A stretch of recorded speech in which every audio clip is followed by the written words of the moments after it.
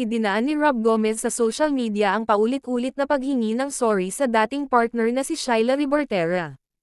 Ito ay sa gitna ng revelasyon ni Shyla na dumanas umano siya ng physical, verbal, and emotional abuse noong nagsasama pa sila ni Rob sa iisang bubong. Si Rob ay leading man ni Herlen Budo sa ongoing Kapuso Afternoon Prime series na Magandang Dilag. Si Shyla ay nagwaging Miss Millennial Philippines sa Itbulaga noong 2018, kinoronahang Miss Multinational Philippines noong 2021 at ngayon ay isang licensed dentist. Bandang 2:00 ng umaga ng Miyerkules, September 6, 2023, naispatan ng netizens ang Instagram post ni Rob. Walang tahasang pag-amin si Rob na may katotohanan ang alegasyon ni Shyla na paisakal niya itong sinaktan nang nagsasama pa sila. Sa pahayag ng aktor, ang direktang inihingi niya ng tawad kay Shyla ay ang pagtaas ng kanyang boses, ang hindi niya pagiging tapat sa beauty queen, at ang mga pagkakataong napaiyak niya ito. Mensahe ni Rob, published as is, "I'm sorry for hurting you, babe. I love you so much. I'm sorry for all the pain and hurt that I caused.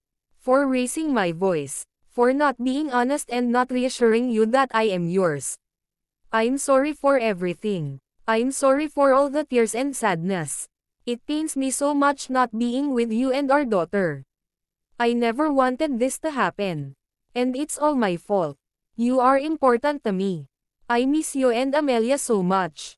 I'm still here." Ayon kay Rob, handa siyang gawin ang lahat para muli silang magkaayos ni Shyla. "I will do whatever it takes to win you back.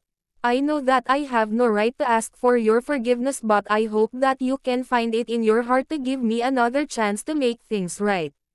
I miss you and Amelia so much and I promise that I will never hurt you again." Deleted na ang Instagram post na ito ni Rob habang isinusulat ang artikulong ito.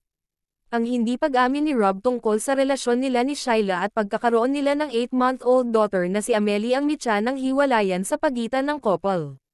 Noong August 3, 2023, sinabi ni Rob sa interview niya sa Fast Talk with Boy Abunda na siya ay single, pero kalaunan ay napaaming may nililigawan na babaeng di niya pinangalanan kung sino.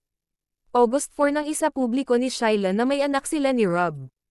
Ipinost ni Shyla sa Facebook at Instagram ang litrato ng kanilang anak na si